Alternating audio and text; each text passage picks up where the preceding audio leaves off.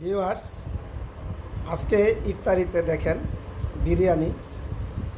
আমি বাসমতি চাল এনেছিলাম জাফলং থেকে, ইন্ডিয়ান চালটা খুব সস্তায়, তা দিয়ে বিরিয়ানি রান্না করা হয়েছে। সাথে আছে সালাদ, মাখা সালাদ। এখানে আছে সাদা মাংস, কলা, খেজুর আজকের ইফতারিতে। সাথে যে মেয়ের হাতে বানানো শরবত দেখেন, আপনাদের সাথে শেয়ার করতেছি। গরিব মানুষ তো, নিম্ন মধ্যবিত্ত আয়ের মানুষ আমি। তো যখন যেটা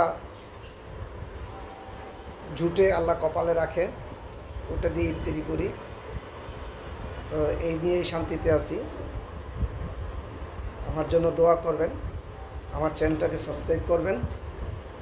আল্লাহ হাফেজ।